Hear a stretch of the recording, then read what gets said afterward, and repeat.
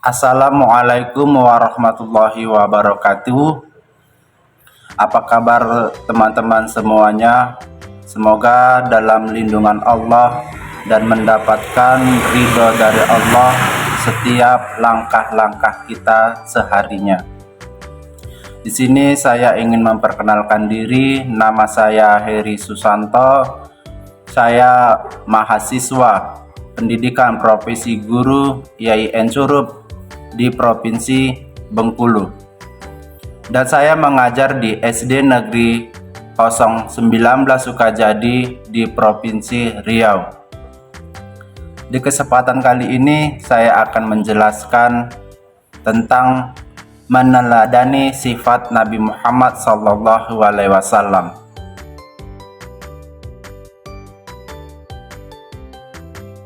Baiklah, sebelum kita memulai pembelajaran dan memasuki materi tentang meneladani akhlak Rasulullah dan sifat terpuji Rasulullah SAW, marilah kita sejenak mendengarkan penjelasan singkat tentang Rasulullah SAW.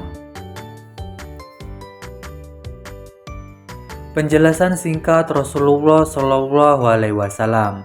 Rasulullah merupakan contoh teladan bagi seluruh umat. Beliau memiliki akhlak yang mulia kepada siapapun.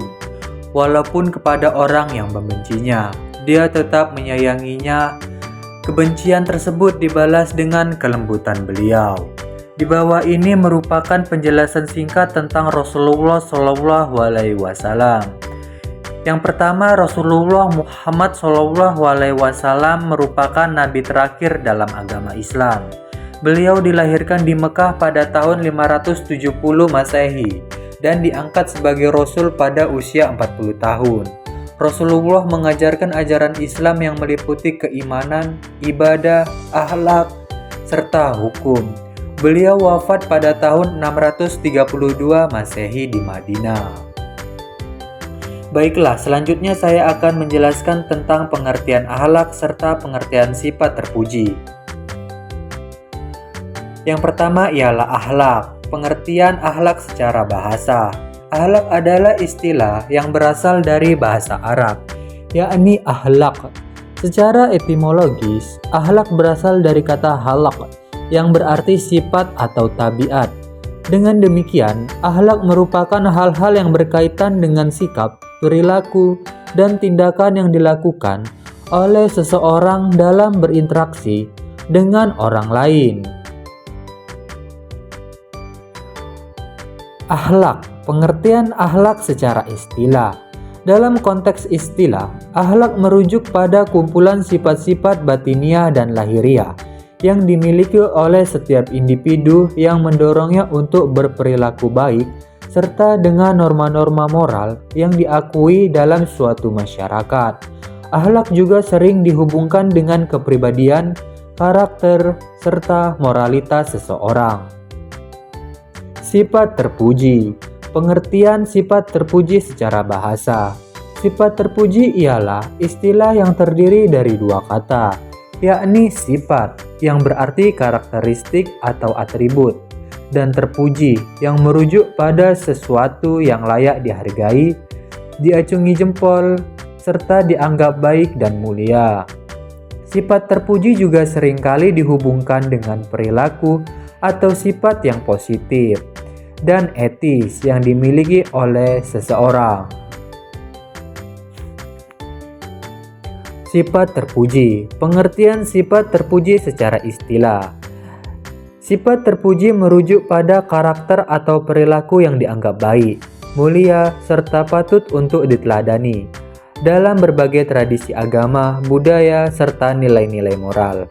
Dalam konteks istilah, sifat terpuji sering dikaitkan dengan konsep etika serta moralitas yang menggambarkan sifat-sifat yang positif, yang dihargai dan dijunjung tinggi oleh masyarakat. Beberapa keutamaan dari meneladani akhlak Rasulullah bagi siswa kelas 5 SD. Di antaranya ialah kesempurnaan teladan. Rasulullah adalah teladan yang sempurna dalam segala aspek kehidupan. Dengan meneladani akhlak beliau, siswa bisa memperbaiki perilaku serta karakter mereka. Yang kedua ialah panduan hidup. Akhlak Rasulullah menjadi panduan hidup yang baik bagi umat Islam. Dengan mencontoh akhlak beliau, siswa dapat menjalani kehidupan dengan penuh ketulusan, kejujuran, serta kasih sayang. Yang ketiga ialah kebaikan serta kebijaksanaan. Rasulullah dikenal juga dengan sifat-sifat mulia seperti kebaikan, kebijaksanaan, serta kesabaran. Meneladani akhlak beliau akan membantu siswa untuk menjadi individu yang lebih baik serta bermanfaat bagi orang lain. Yang keempat ialah pahala dan berkah. Meneladani akhlak Rasulullah ialah amal ibadah yang mendatangkan pahala dan berkah.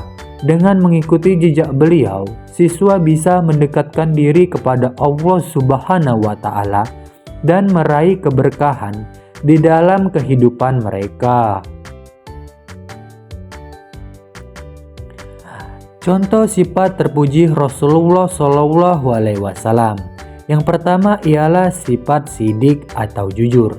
Rasulullah terkenal dengan kejujurannya dan ketulusannya dalam berbicara serta bertindak.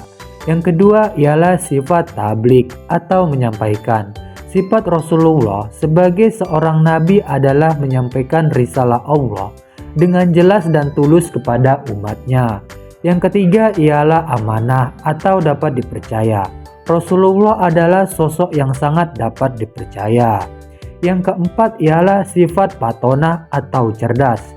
Rasulullah juga dikenal dengan sosok yang sangat cerdas dalam menghadapi suatu permasalahan. Yang kelima ialah kesabaran. Rasulullah Shallallahu Alaihi Wasallam merupakan teladan kesabaran. Yang keenam ialah kasih sayang. Rasulullah memiliki sifat kasih sayang yang tinggi terhadap umatnya. Yang ketujuh ialah keadilan. Rasulullah dikenal sebagai sosok yang sangat adil dan merata di dalam memberlakukan semua orang yang ada di sekitarnya. Di bawah ini merupakan sejumlah manfaat dari meneladani akhlak Rasulullah Shallallahu Alaihi Wasallam. Yang pertama ialah menjadi pribadi yang berakhlak mulia. Yang kedua, dapat membentuk karakter yang baik. Yang ketiga, dapat menghormati serta menerima perbedaan. Yang keempat, dapat meningkatkan kepedulian sosial. Yang kelima, menjadi teladan yang baik. Rasulullah juga menyuruh kita menyayangi sesama, berwajah ceria, berbicara yang tenang dan lemah lembut, peduli dengan kondisi teman, berteman tanpa pilih kasih, tidak mencela dengan perkataan buruk, rendah hati, mengucapkan terima kasih kepada teman yang berjasa, meminta maaf jika bersalah, tidak mengambil hak orang, serta mengucapkan selamat atas kebahagiaannya.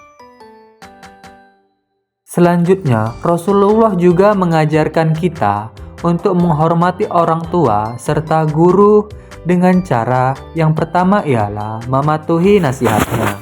Yang kedua, rajin sholat serta belajar memenuhi harapannya.